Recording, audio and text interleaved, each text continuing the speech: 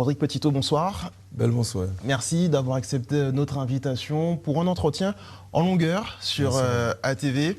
Alors, hasard du calendrier, la visite officielle de Bruno Retailleau coïncide avec le verdict de la Cour d'appel de Fort-de-France dans l'affaire dite de l'intrusion à la résidence préfectorale. Nous reviendrons évidemment sur la peine dont vous avez écopé ce matin. Mais avant, peut-être une réaction sur cette visite de Bruno Retailleau. Je le disais, le ministre de l'Intérieur est en Martinique pour une visite officielle. Lui qui avait demandé il y a quelques mois à ce qu'un certain nombre d'individus soient judiciarisés. Alors, moi je ne crois pas au hasard. Donc, vous vous dites hasard, mais moi je n'y crois pas. Effectivement, j'ai été condamné ce matin à une peine d'enfermement de 12 mois. Parce que même si c'est de la prison à domicile, ça reste de la prison. Bon, ce qui est totalement injuste. On voit une justice qui s'acharne. Et je pense qu'il est venu contempler la réalisation de ce qu'il a ordonné. Or, de sa fonction, il n'était pas apte à ordonner ce genre de choses. Bon, on constate qu'on a une justice, en vérité, qui est à disposition des politiques. Et donc, par logique, on n'a pas de justice ici en Martinique. Ce qui se passe ici n'aurait jamais pu se passer dans l'Hexagone. On voit que ça persiste, ça insiste. Donc aujourd'hui, je pense que c'est la matérialisation de ce qu'on dit depuis toujours à la population, que nous ne sommes pas dans un vrai cadre français, et tout simplement que nous ne sommes pas français, puisque nous ne sommes pas respectés en tant que tels. Donc sa visite, pour moi, c'est une forme de provocation, parce que ceux qui sont censés venir ici, c'est ceux qui pourront solutionner les problèmes que rencontre la Martinique depuis, j'ai envie de vous dire, des siècles déjà. Ceux qui viennent jouir du pouvoir administratif que leur confère leur responsabilité pour profiter d'un peu de soleil et puis regarder le peuple martiniquais de haut, honnêtement, ne sont pas les bienvenus. Donc, ce que je pense de cette visite, je vais le garder profondément pour moi. Je pense que les Martiniquais sauront dire, eux, ce qu'ils pensent de cette visite. Il doit pourtant être question tout de même de narcotrafic, de protection de la zone face à ce narcotrafic et ses effets. Vous ne croyez pas du tout à une action de Bruno Retailleau et plus largement de l'État français? Écoutez, moi, il y a quelque chose que je dis souvent quand je suis en meeting. Je ne connais pas un pays pauvre où il ne règne pas trafic, corruption et autres. La vraie problématique de la Martinique, c'est que nous avons une paupérisation fulgurante. On est ultra pauvre. Et donc, arrive tout ce qui va avec. Ce sont des symptômes qui disent que la Martinique se porte mal. La violence, les meurtres, le chômage, notre jeunesse qui fuit la Martinique pour aller chercher un Eldorado qui n'existe pas en France hexagonale. Ce sont des symptômes qui disent qu'on ne va pas bien. Courir après les trafiquants, ce n'est pas ce qui va faire que monsieur tout le monde arrive à mieux payer ses courses à la fin du mois, que monsieur tout le monde arrive à payer ses factures d'électricité. Ce n'est pas ce qui va faire que ce n'est pas de la faute des trafiquants, et je ne cherche pas à les protéger. Si aujourd'hui, il y a 14 jours de manque d'eau au Lorrain, la capitale de l'eau, ce n'est pas le trafic qui fait ça. Le trafic est un problème qu'on doit solutionner, oui, mais c'est un problème vieux comme le monde et qui n'est pas propre simplement à la Martinique. Il faut arrêter de caricaturer la Martinique comme si nous sommes la plaque tournante mondiale. Et j'ai envie de vous dire, il pointe du doigt depuis toujours là où il est le problème. On sait très bien que ce genre de volume passe par les conteneurs. Monsieur tout le monde n'a pas de conteneurs. Ceux qu'aujourd'hui on accuse de vampiriser le peuple par le prix de l'alimentaire sont détenteurs de ces conteneurs. Donc il faut qu'ils arrêtent de manipuler le peuple, focaliser son attention là où les vrais problèmes ne sont pas. Et on comprend donc que pour vous, tout est lié. Pour revenir à votre condamnation, on rappelle qu'en première instance, pour cette affaire dite de l'intrusion à la résidence préfectorale, vous aviez écopé d'un an de prison avec sursis. Cette fois, la peine est plus sévère. Qu'est-ce que cela dit finalement, selon vous, de la justice? Comme je vous l'ai dit, c'est une justice qui est à la disposition des politiques. Si on devait traiter la réalité des faits, je ne serais même pas arrivé jusqu'au jugement. Vous aviez demandé la relaxe. Bien sûr. Si on traitait la réalité des faits, vidéo à l'appui, non seulement la vidéo des militants, mais la vidéo de la préfecture elle-même démontre qu'il n'y a pas eu violence. Elle démontre qu'il n'y a pas eu intrusion puisque j'ai été autorisé à rentrer. Donc, au bout d'un moment, on comprend mieux que cet acharnement n'est pas principalement dû au fait, mais cet acharnement sert à décrédibiliser le mouvement, fragiliser les militants, parce que vous savez, quand on est face à une machine judiciaire qui fait appel sur appel, appel sur appel, il y a des avocats réglés. Comme aujourd'hui, je suis condamné, nous sommes en réflexion pour la cassation, mais la cassation, ça coûte de l'argent. Est-ce qu'honnêtement, vous pensez que si j'avais ces sommes-là à disposition, je serais tel que je suis? J'aurais fait autre chose, j'aurais créé une entreprise. Donc, pour moi, cet acharnement, c'est simplement pour essayer de casser le mental d'un peuple qui s'est enfin soulevé pour dire non à une injustice qui n'aurait même pas dû exister. Et justement, cette affaire avait marqué les esprits en novembre dernier, alors que le mouvement de lutte contre la vie chère battait son plein en Martinique. Et pour revenir sur ce combat, quelle conclusion en tirez-vous? On sait que certains engagements ont été pris au travers d'un protocole d'accords et d'objectifs et de moyens. Ces engagements sont-ils tenus? Alors, là encore, c'est une très bonne chose. Nous avons participé à toutes ces réunions de table ronde, montrer notre bonne volonté, mais dès le début, nous avons expliqué que ça n'aurait servi à rien du tout. Vous n'êtes d'ailleurs pas signateur de ce protocole. On a été fustigé pour ça, sauf qu'à la fin, les sénateurs ont fait appel à des experts qui, eux, ont dit que les seuls qui ont eu raison, c'est le RPRAC, de ne pas signer ça. C'était un protocole qui existait déjà, qui avait été proposé par Ayotte il y avait déjà 3 ans. Donc, on nous a fait du réchauffer. Et aujourd'hui, l'attention de la population avait été focalisée entre TVA et octroi de mer. Et on a pu constater aujourd'hui que même avec la suppression de TVA et d'octroi de mer, eux, ils se sont retrouvés avec un panier 12,60 € plus cher. Et donc, c'est la logique qui impose de comprendre que le problème n'était ni l'octroi de mer, ni la TVA. Le problème, c'est la grande distribution qui a un appétit insatiable et qui vampirise le peuple martiniquais. Et d'ailleurs, le constat de Christophe Gérardier, l'expert, en réunion, son rapport indique qu'ils sont dans le même processus. Ils ont un fonctionnement. Ce sont des pompes à subvention et ce sont des vampires du peuple. Ça veut dire que quand ils arrivent en quelque part, ils assèchent, ils tuent tout ce qui a vie. Ils se mettent leaders en tout. On a compris que la grande distribution, même si on en parle dans l'alimentaire, ils ne sont pas que dans l'alimentaire. C'est aussi eux pour les pièces auto. Ils sont dans le bâtiment, ils sont partout en fait. Et ça fait qu'aujourd'hui, notre peuple est prisonnier. Nous sommes dans une forteresse coloniale. Un protocole donc inefficace pour vous. Vous pointez du doigt effectivement la grande distribution. Mais avec le recul, quelle analyse plus globale vous pouvez faire peut-être de ce mouvement, des actions qui ont été menées, notamment pour le RPRAC? Était-il possible de faire différemment, de faire mieux peut-être aussi? Alors, ce protocole, il était cosmétique. On l'a compris maintenant.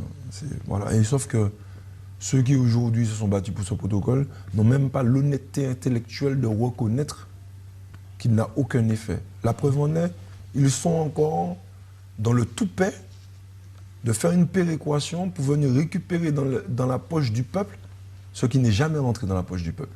Ils savent très bien que ça a été nul et sans effet, et pourtant, par leur péréquation entre carte grise et autres, ils vont encore venir ponctionner le peuple sur ce qu'il n'a pas gagné. C'est-à-dire qu'ils n'ont même pas d'honnêteté intellectuelle. Et bon, ça c'est une chose. Les actions que nous avons menées ont été très bénéfiques. Ceux qui ne savent pas regarder avec la logique ne pourront pas comprendre. Ils vous diront simplement qu'on n'a rien gagné, mais on a tout gagné. Le peuple a été conscientisé et il a compris que nos politiques n'ont pas le pouvoir nécessaire pour changer les choses, que nos députés n'ont pas le pouvoir nécessaire pour changer les choses et que la politique de la France hexagonale, que je considère coloniale, n'a aucune volonté de vouloir changer les choses parce qu'elle est de connivence avec ceux qui nous vampirisent. Donc, aujourd'hui, on en tire une conclusion qui est triste. C'est qu'il a fallu 1 an de combat pour pouvoir augmenter les prix et pas descendre. Ça veut dire que si demain, parce que ce sont des débuts que nous avons, demain on doit entrer en lutte pour l'hôpital, on mettra combien de temps? 2 ans, 3 ans? Si on doit lutter pour le chlordécone, on va mettre 5 ans en disant est-ce que nous avons ce temps? Nous n'avons pas ce temps. Et c'est parce que nous n'avons pas ce temps qu'on a fini par comprendre, nous qui disions toujours ne pas vouloir s'impliquer dans la politique parce que la politique n'a pas le pouvoir, on a fini par tristement se résoudre à l'idée qu'il va falloir agir dans ce sens-là. Mais bien avant ça, il faut que ce soit une politique qui nous ressemble. Et pour que ce soit une politique qui nous ressemble, il nous faut arracher un changement de statut. Parce que dans le contexte actuel de la Martinique, dans ce statut que nous avons, même si verbalement nous crions haut et fort être chez nous, nous n'avons rien qui nous appartient chez nous et nous n'avons aucun pouvoir décisionnaire. Si nous n'avons aucun pouvoir, c'est triste à dire, mais nous ne sommes personne. Aujourd'hui, on doit rétablir, arracher ce respect par un changement de statut. On va revenir sur cette question de statut et de l'aspect plus politique que va... cette tournure plus politique en tout cas que va prendre le RPRAC. Juste avant cela, vous avez parlé de conscientiser le peuple pendant plusieurs mois, pendant un an, même plus, hein, puisque le RPRAC a agi depuis bien avant les premiers, voilà, exactement, les premiers événements qui ont été organisés. Pendant toutes ces périodes, il y a eu une adhésion du peuple, mais plutôt inégale, j'ai envie de dire. C'est-à-dire qu'il y a eu une adhésion totale peut-être au début, un peu moins au milieu, peut-être encore un peu moins à un certain moment. Certains ont stigmatisé peut-être aussi le mouvement avec les violences urbaines que la Martinique a pu connaître. De ce point de vue-là, on parle souvent de la forme, je sais que vous n'aimez pas forcément ça, mais cette forme était-elle la bonne? Alors, il faut analyser tous les éléments pour comprendre. Ça veut dire que, j'aime à dire que nous sommes la continuité de ce qui était déjà. Ça veut dire que nous avons repris le flambeau, mais ce combat a toujours été, bien avant que nous soyons. Et aujourd'hui, nous sommes la continuité de ce combat. Et si nous ne faisons pas les choses comme il faut, nos enfants seront la continuité de ce combat aussi. Puisque c'est une injustice qui ne doit pas exister. Donc il faut la combattre inlassablement. Nous ne sommes pas meilleurs que ceux qui étaient avant nous. Nous avons des éléments différents. Nous avons des outils différents. En soi, la communication, les réseaux sociaux. Et c'est là que nous avons été innovateurs parce que ces moyens sont disponibles aujourd'hui.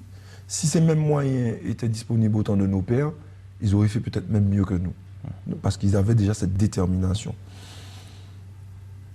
Mais nous ne sommes pas les seuls à maîtriser cette communication. Et donc nous sommes entrés dans une guerre de communication. Et ceux que nous combattons ont eux aussi manipulé la compréhension de Monsieur Tout-le-Monde ou Madame Tout-le-Monde en diffusant les choses à leur façon. Donc nous sommes acharnés à toujours produire la vérité, mettre en lumière, montrer, démontrer ce que nous disons. Au-delà des mots, fournir des éléments qui permettent. Si aujourd'hui le peuple est aussi révolté par la condamnation que j'ai reçue, c'est parce qu'ils ont vu en direct de leurs yeux qu'il n'y avait rien et que je suis condamné à ce qui n'existe pas. Donc, effectivement, on ne peut pas faire l'unanimité. Au sein de ses propres enfants, on va toujours avoir un enfant qui va trouver qu'on est injuste. Donc, nous ne sommes pas là pour faire l'unanimité, nous sommes là quand même pour essayer de toucher une généralité et une majeure partie de la généralité. Même si aujourd'hui on n'est pas d'accord avec la forme, la manière du RPRAC, on est tous d'accord que les prix qui nous sont infligés sont injustes et incompréhensibles. Même le touriste qui est de passage, parce qu'il faut comprendre que ce n'est pas un problème de couleur, ce n'est pas un problème de provenance, c'est un problème totalement d'injustice, de profiteurs contre les malheureux. Et aujourd'hui, qui que nous soyons quand on passe à la caisse, le discours que distille le RPRAC devient clair à partir du moment où on passe à la caisse. Donc, effectivement, il y a eu des moments où on avait moins l'adhésion qu'un autre, mais on ne peut pas en vouloir à ceux qui n'adhèrent pas à certains moments, c'est parce qu'ils n'ont pas les éléments pour adhérer. Vous savez, on peut voir quelqu'un souffrir d'une douleur, tant qu'on n'est pas atteint de la même douleur, on ne peut pas forcément le comprendre. Ce combat va donc s'inscrire à présent dans un cadre plus politique, on l'a compris. Vous avez débuté un Martinique Tour en début de semaine. Quels en sont les objectifs? Alors effectivement, après la tournée en France hexagonale, on a trouvé pertinent de démarrer un Martinique Tour puisque les combats vont reprendre en septembre. Ils vont continuer parce qu'ils ne se sont jamais arrêtés. Même si on ne nous voyait pas mobilisés dans les rues, nous étions dans des combats administratifs, donc on ne s'est jamais arrêté. Et on ne compte pas s'arrêter, on l'a dit, c'est jusqu'à obtention. Donc aujourd'hui, ce sera beaucoup plus visuel dans les rues. Donc, il est très important d'aller au plus près de la population pour expliquer le pourquoi du comment.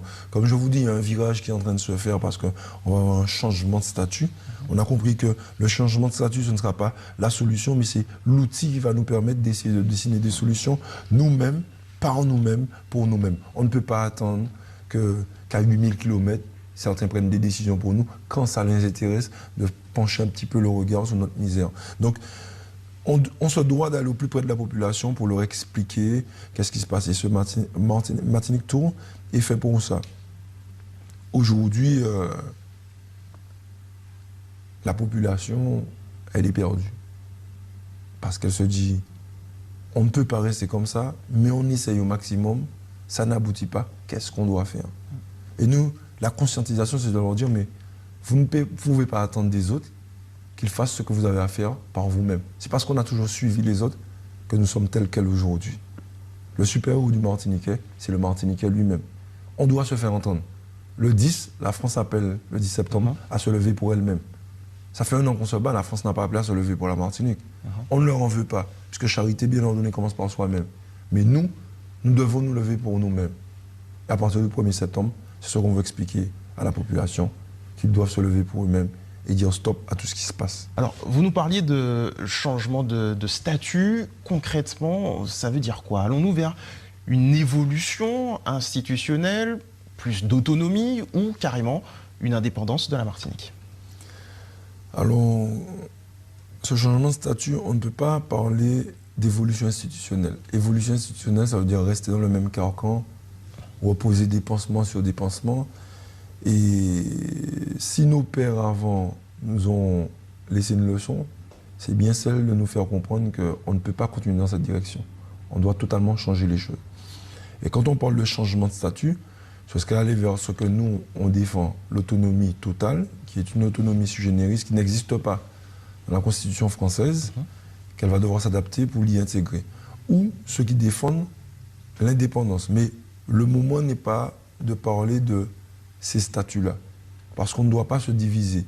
Si on a gagné une chose à travers ces 1 an de combat, c'est de pouvoir faire comprendre au peuple qu'on doit changer de statut, que c'est parce que nous sommes poings et mains liés qu'on n'arrive pas à prendre des décisions nous-mêmes, par nous-mêmes, pour nous-mêmes. On ne peut pas attendre que ce soit des gens à 8000 km qui puissent prendre des décisions quand l'envie leur prend de se pencher sur notre situation. Donc, on doit déjà avancer là où on a gagné quelque chose. On a gagné le fait que une grande majeure partie du peuple, pour ne pas dire tout le peuple, soit d'accord sur le fait qu'on doit changer de statut. Et une fois qu'on aura arraché ce changement de statut, là viendra le moment de parler d'autonomie ou d'indépendance. Ceux qui défendent l'indépendance feront leur caravane en donnant les éléments comme il faut pour pouvoir conscientiser sur le sujet qu'ils ont choisi, et nous ferons de même sur l'autonomie. Mais il n'est pas question non plus de diaboliser l'indépendance au profit de l'autonomie. Il faut que tout un chacun, dans le respect des autres, puisse apporter des arguments développés sur le statut qu'il défend, pour que le peuple soit conscientisé dans les 2 sens du terme et prenne une décision pleinement conscient de chacun des statuts. Il ne faut pas qu'on tombe dans la manipulation qui a été faite lors de l'article 73-74, où chacun diabolisait à sa convenance et où le peuple a pris des décisions non conscientes des choses. Et puis aujourd'hui, nous sommes j'ai envie de vous dire, dans cet état. Eh bien, merci beaucoup, Auric Petitot, pour ces éclairages et merci d'avoir accepté de répondre à nos questions. Merci beaucoup.